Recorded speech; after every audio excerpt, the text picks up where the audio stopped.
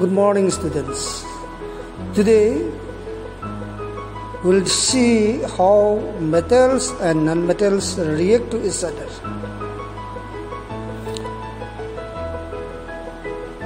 Those elements which is in the group 18 are called as a noble gases,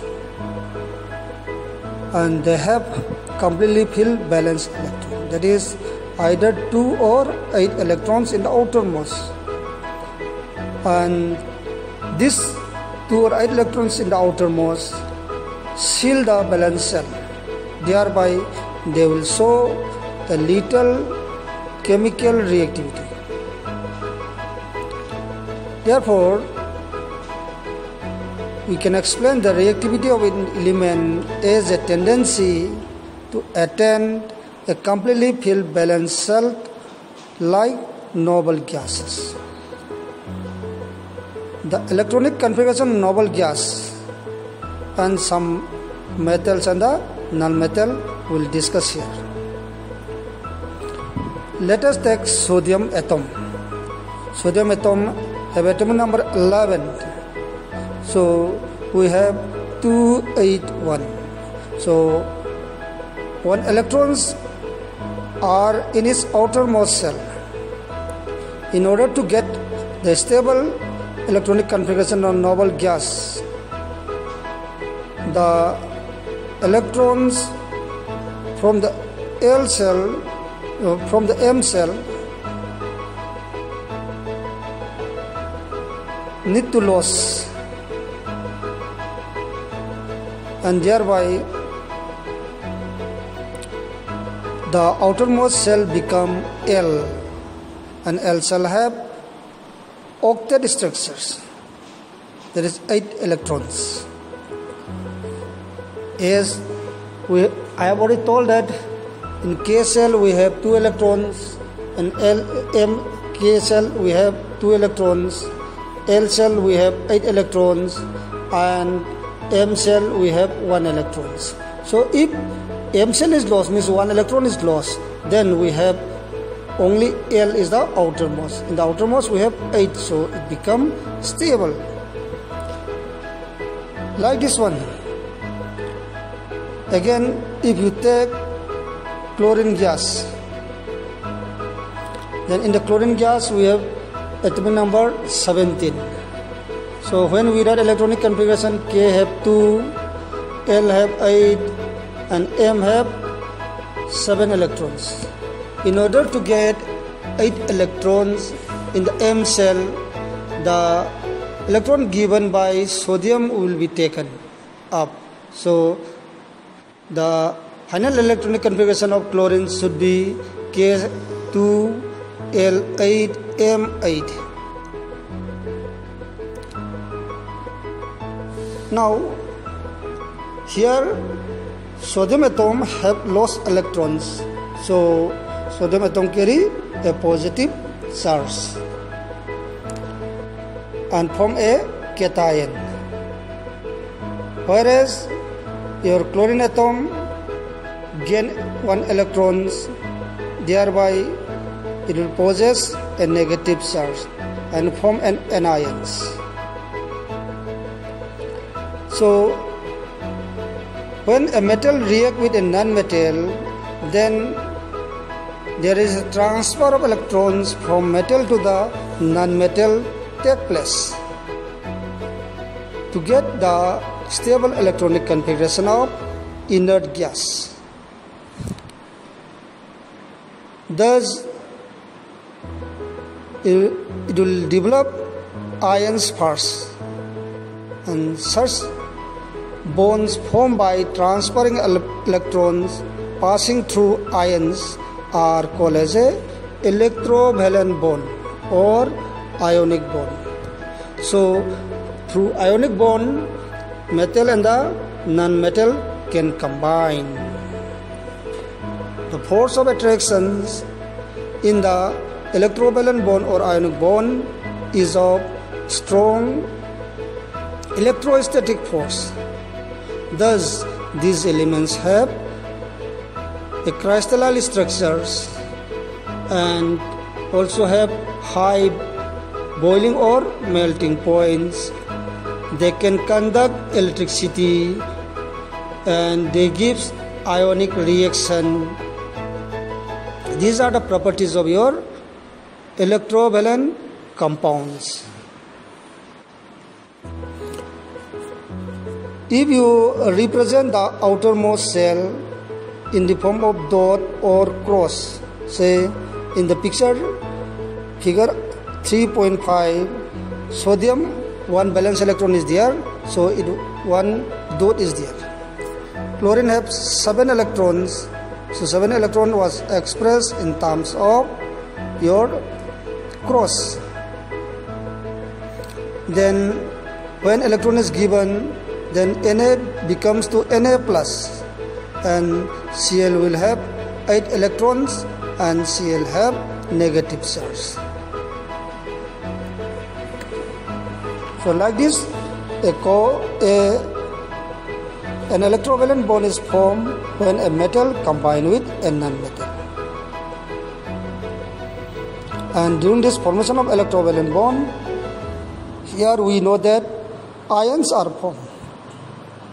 Opposite ion, that is cations, and the anion is formed. As we have already discussed that cations are positive charge species and anions are negative charge species. So due to the formation of cation and anion, it is also called as ionic bond, as we have already discussed. Now we'll see how magnesium chloride is formed by this way.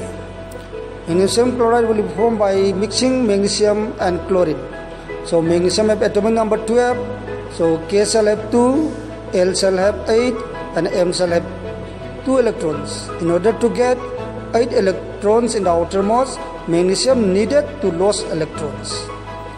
As you must recall that metals are electropositive, that means metals generally lose electrons, whereas non-metals are electronegative, that means non-metals generally gain electrons. So chlorine have 17 to 87. So if one chlorine atom gain 1 electron, it become 8.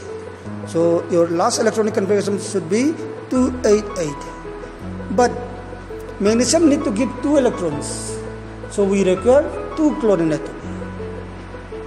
And 1 chlorine atom have taken 1 electrons only.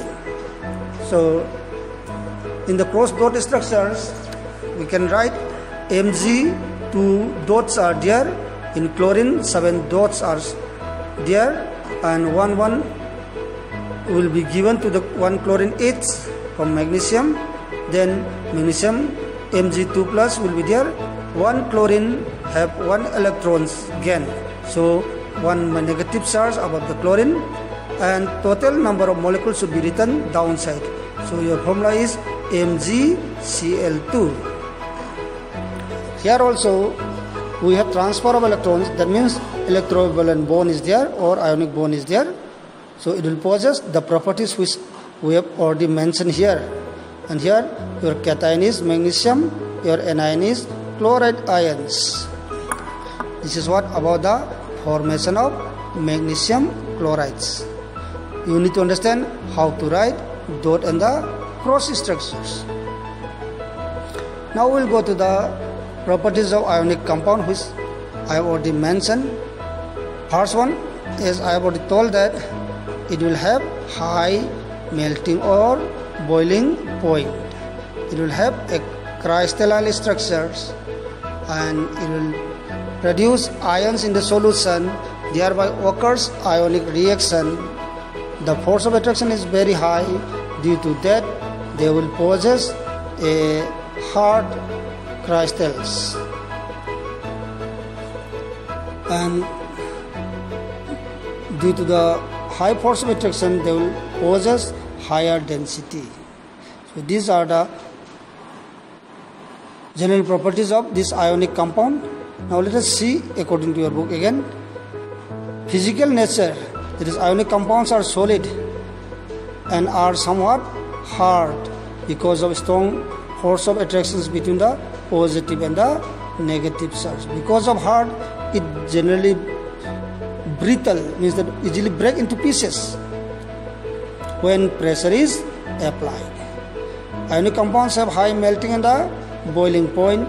This is because a considerable amount of energy is required to break the strong intermolecular force of attraction that we call as a electrostatic force.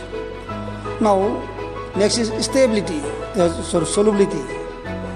Now electrovalence compounds are generally soluble in water and insoluble in organic solvent because the force in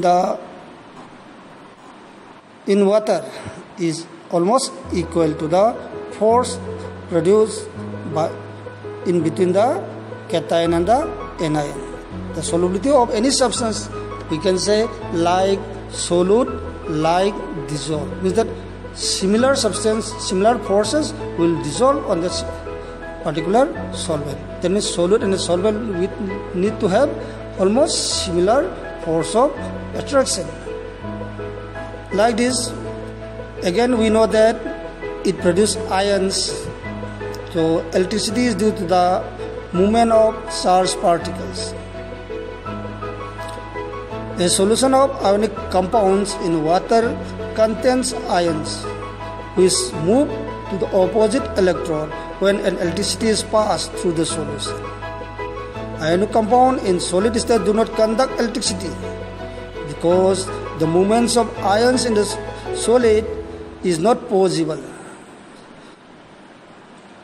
due to their rigid structures. But ionic compounds can conduct electricity in the molten state. This is because in molten state,